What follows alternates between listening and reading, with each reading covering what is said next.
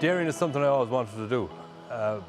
Since I came home farming from Ag College, I was always in beef, and I always enjoyed it and made a few pounds at it. But I always had this romantic thing in my head of going out, getting the cows and bringing them in, milking them on a conventional milking parlour.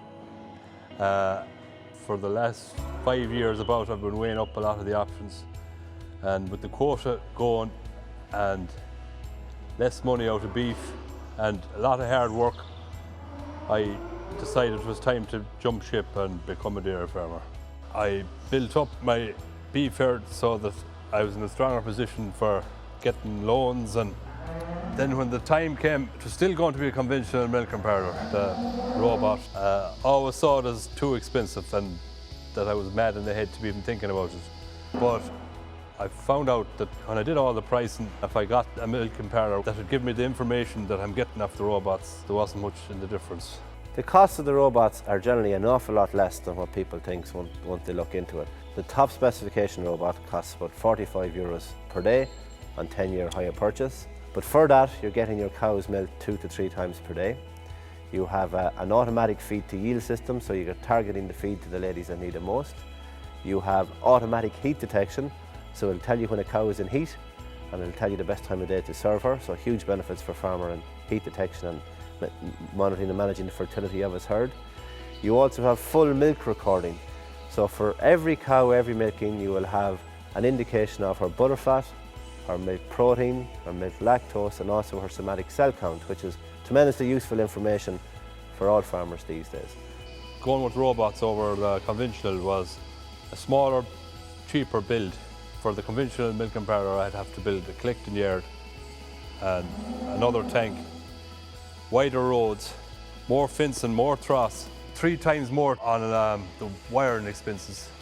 The beauty of a robot is to take up very little room. There's very little building involved. The machine itself is just over 3 metres long. So the whole system comes on a number of pallets. It's bolted to the ground, and part of the farmer's job is to arrange water, electricity and feed, and the Lely Center connects the whole system. What I spend on the robot, I saved on the shed.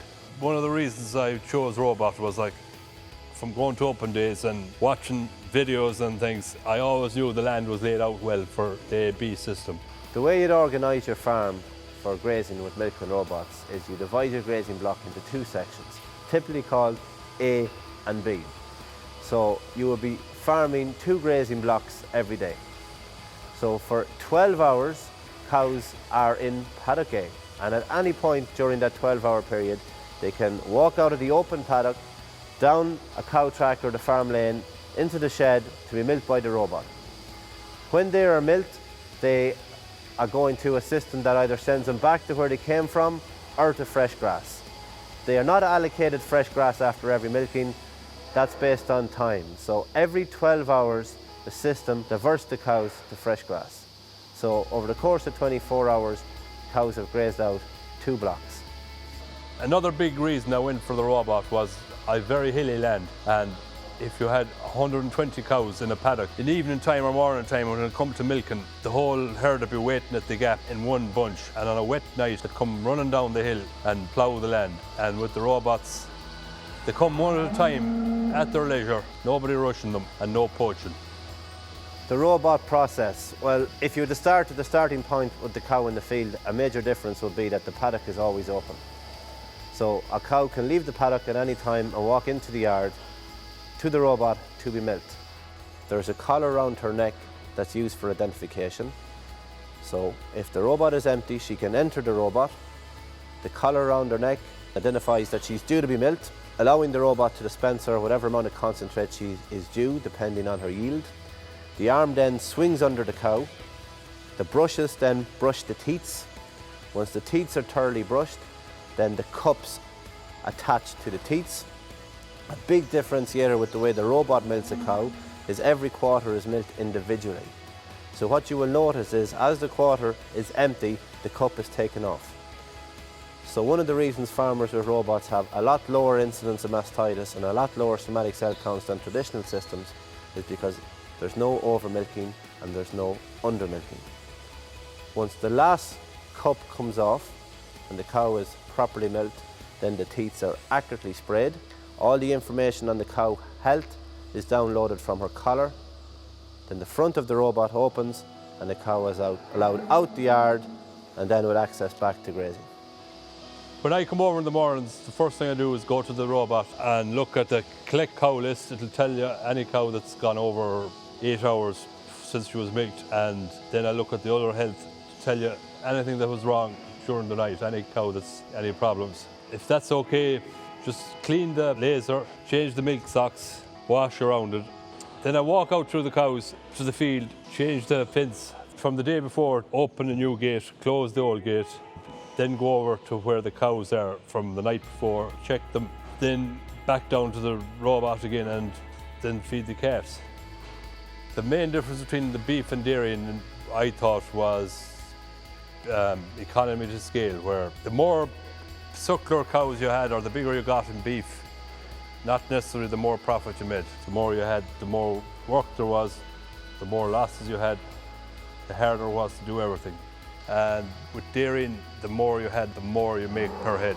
When I got the robots, everyone was saying that I'd have nothing for doing. But one of the things with the robot is it frees up your time to do everything else right. And you have more time for grassland management and for cow health. The main thing is that the cow's sick or something in the suckler system, you had to gather a posse to get her in. And in this system, if they're in the shed, you just put them into the pen and treat them. If they're out the field, you just go into the computer, press a few buttons, and she'll be in the drafting pen when you come back. The type of people buying robots, it would be hard just to say it's one particular type, but I suppose you could class into two categories. Some people buy robots purely to look after the cows better. So they'll be looking for more production, but they also want to look after the cow in such a way that she's healthier and lasts longer in the herd. But admittedly, there's also people who buy it as a way of bringing extra labour on the farm. They mightn't necessarily want to employ people. They may find it difficult to keep on top of the workload on the farm. So it's freeing them up a lot more time, and it's also giving them a lot more flexibility. The reason I chose robots over the conventional milking parlour was mainly to give me some flexibility. The work is a lot easier with the dairying than with the sucklers. I suppose I'm at that stage in my life where I have a young family, 6 young kids. They're all involved in sport. Most of their matches are in the evening time, just when you'll be milking. So putting the robots in place will allow me to spend more time with the kids, and that's the most important thing to me.